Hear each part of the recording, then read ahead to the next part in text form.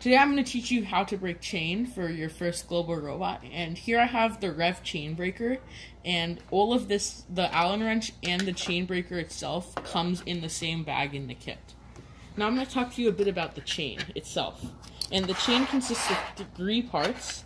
It comes with the outer plate, the pin, and the inner link here. And in order to break chain, what you do is you actually just push a pin through all the way in order to disconnect the outer link from the inner link. Okay, now I'm actually going to measure the length of chain that I need to break. And the way to do this is to wrap the chain around what you want to drive.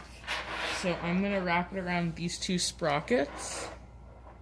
And one thing that you want to steer clear of is having both sides of the chain that you break be either both inner links or both outer links. And so when I wrap this around, what it looks like it is that if I break it there, which looks like the right place, what's going to actually end up happening is that they're both going to be inner links. So I'm going to break it out over here, and then I'm going to adjust the distance between the two sprockets. So I'm going to take my Sharpie or any marker and just mark right there so that you know where you're going to break the chain. Okay, now we're going to break the chain, and the chain breaker has two parts to it. The first is a screw right here, and this is connected to a small pin here. And what this is for is it's actually to push the pin out of the chain. And then this screw right here, it actually is like a little dome shaped. And what this here is used for is pushing the pin back into the chain. So to break the chain, first you do is you unscrew it so that you don't see that pin. Is that right? Is that the first step? So we're going to unscrew it so you don't see the pin. Okay, great. And then the next step to the breaking chain is actually, you can see this is what I've marked right here. I'm going to align that with I'm going to align it with this screw right here. Okay. The small pin. And what I'm going to do is I'm just going to screw most of the way through. And I'm going to have to go like this to actually screw it through, as this requires a lot of torque.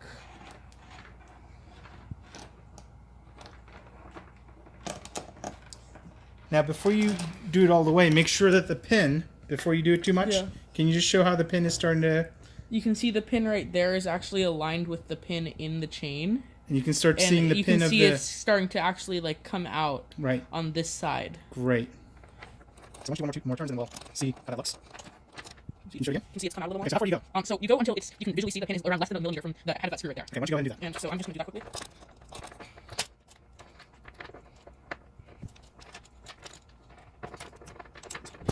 You want to pause it? Okay. No, I feel like I'm doing something wrong, but I know I'm doing it right. Yeah, should I pause it? Yeah. Okay, so you can see the pin is mostly out. And it's really close to touching the screw right there. Okay, so what do you do now? So now that that's done, I'm going to just back this out by unscrewing this screw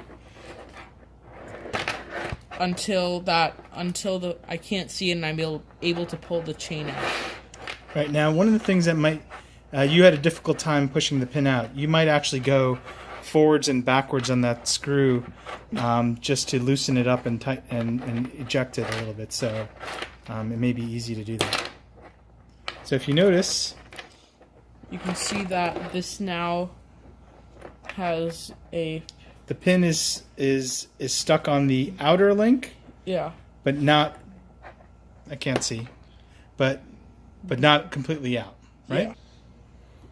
So now that I've actually finished this, I have two ends of chain that will go together. And what I do is first I unscrew this until it's sticking out around that much. And another thing that I have to do is I have to make sure that there are no tangles in the chain. And then I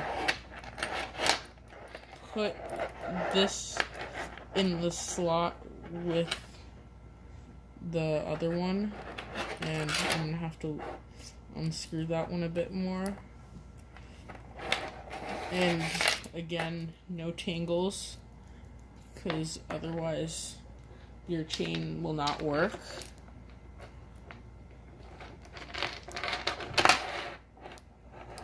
And here you can see this is what it should look like with them not actually connected.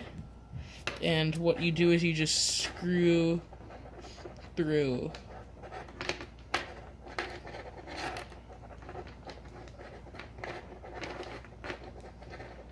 And you screw through until you feel a hard stop, because you're going to see the little dome shape actually flush against the outer link.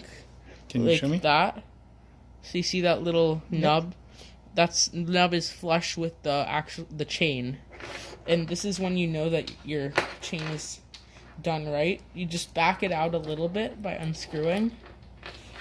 And then here you have your chain. Okay, now I'm going to put the chain onto the sprockets. And the first step is you have to actually loosen one of the sides in order to get it on in the easiest way. So I'm just going to loosen this side and I'm going to bring it in a bit. And what you do is you just wrap it around. And there's going to be a little bit of slack here, so it's not going to be tight. And what I do is I actually just slide this as far as possible away so that you can see that there's only a little bit of actual play in the chain. And with it being slid, I'm going to tighten both of the nuts under. And you can see I actually didn't tighten this correctly as there's a lot of play. Loosen.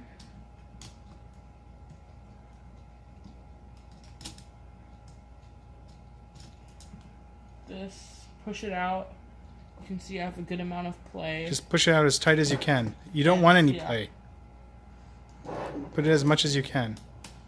And so I'm actively pushing this outwards as I am tightening.